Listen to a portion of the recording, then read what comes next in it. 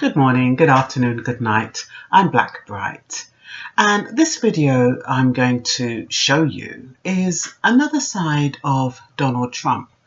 Now, the side we saw at the State of the Union address was empathetic, it was caring, it was compassionate, it was tolerant.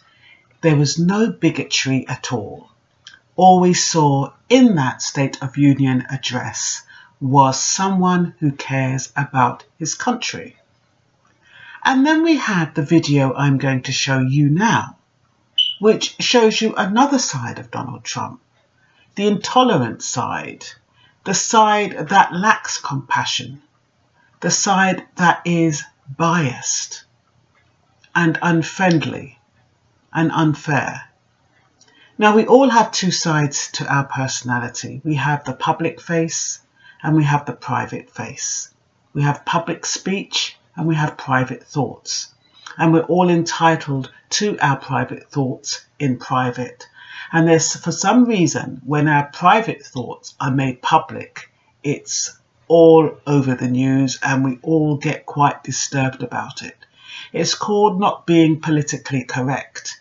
But who is to say that we should always be politically correct? Who is to say that our private thoughts should remain private? Now, Donald Trump is one of these people who doesn't care about being politically correct, as you will see in this video.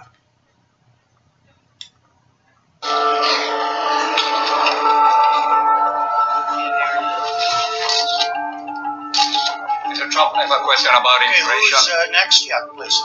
Your immigration plan is full of Sit down. You want to go? Sit down. Mr. Sit Trump, no, I'm a Sit reporter down. as an immigrant and as a US citizen. I have the right to ask the question. No, you and don't. this is the question. You haven't been No, called. I have the right to ask the question. Go back to and Univision. This is the question. Go ahead. You cannot deport 11 million. Go ahead. You cannot deport 11 million people. You cannot build a 1,900-mile wall. You cannot deny citizenship to children in this Sit country. down, And with please. those ideas, You are called. I'm a reporter and don't touch me, sir. Don't touch me, sir. You cannot touch me. I have the right to ask a question. Yes, in order. I have the right to ask a question. I have the right to ask a question. Where? Let me see it. It's over there.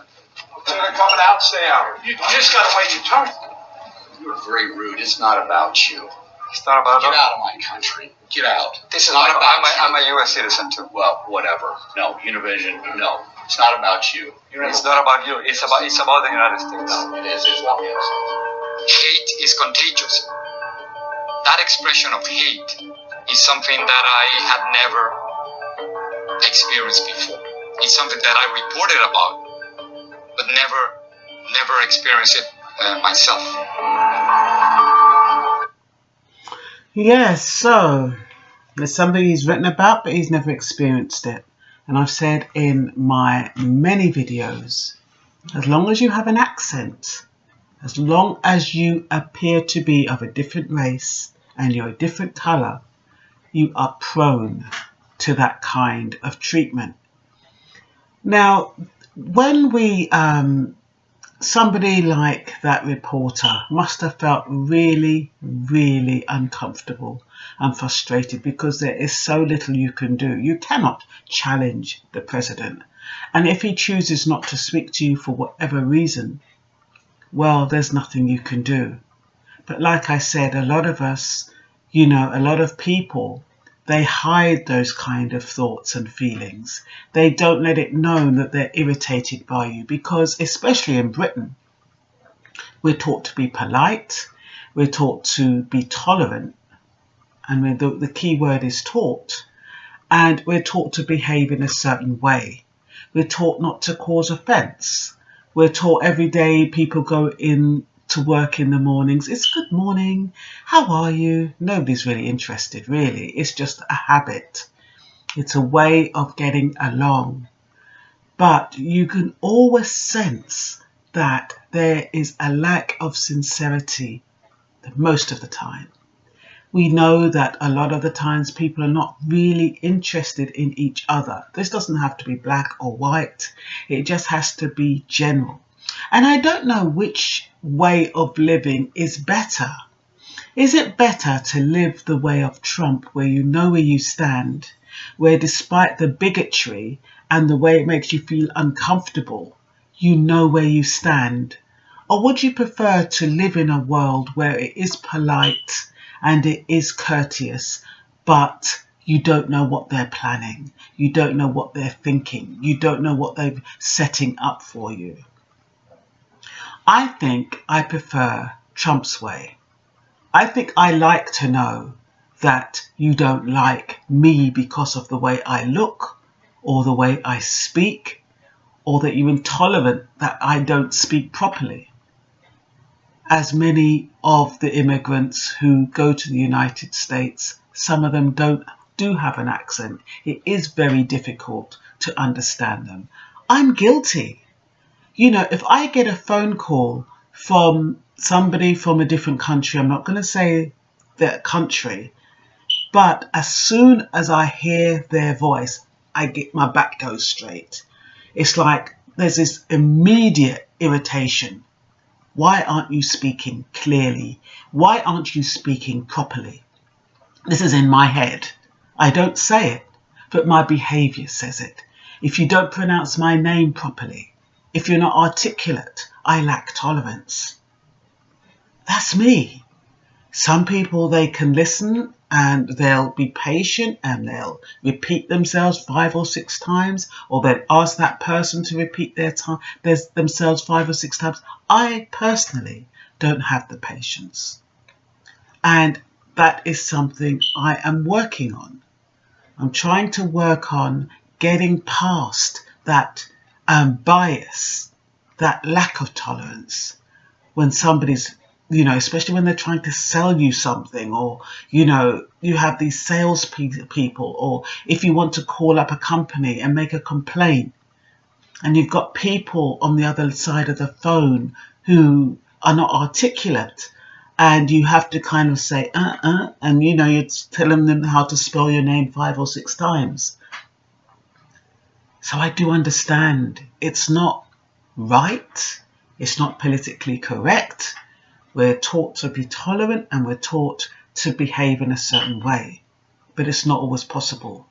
The only thing I don't like is when that translates into violence and disrespect. The person on the other end of the phone, he doesn't know my facial expressions. He might be able to tell from my tone.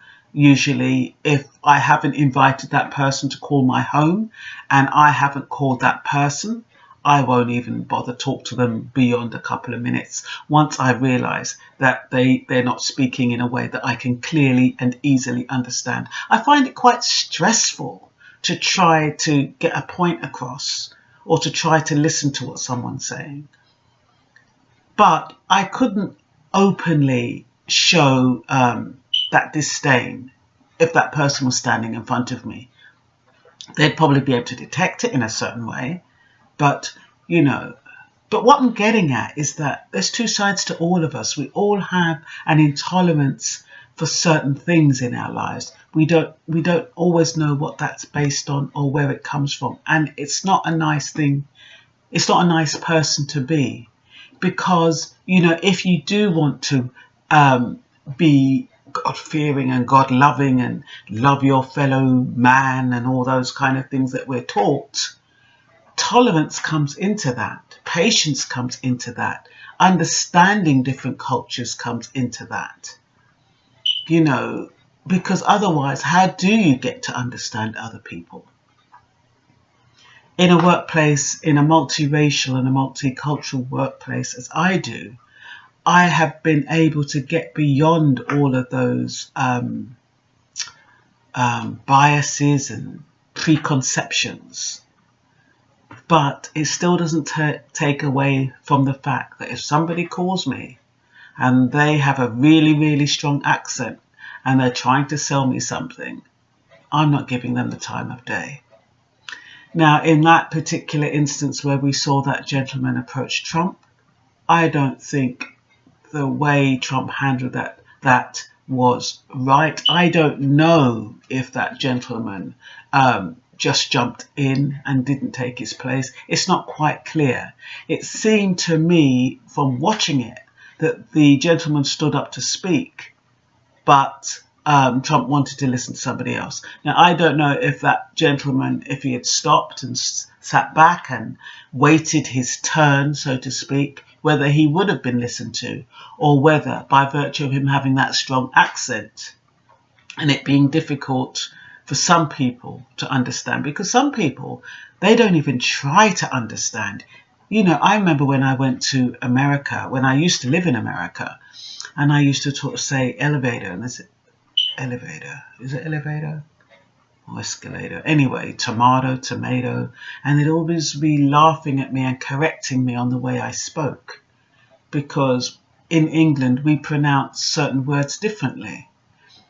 So, but if you was to listen, you would know that even if I said tomato instead of tomato, you could make sense of that. You know what I'm saying, but a lot of people, they don't have the patience or the tolerance for anyone who doesn't speak or look like them. And like I've said, I'm guilty. I have been guilty. My tolerance is getting much better. And it's not only with accents and stuff. It's a lot of things, you know. Sometimes I get impatient with people who ask me a question about 5 or 6 times. I could never be a teacher. You know, I just, because I learn really quickly, I kind of translate that into other people, and it's not good because everybody works at different paces.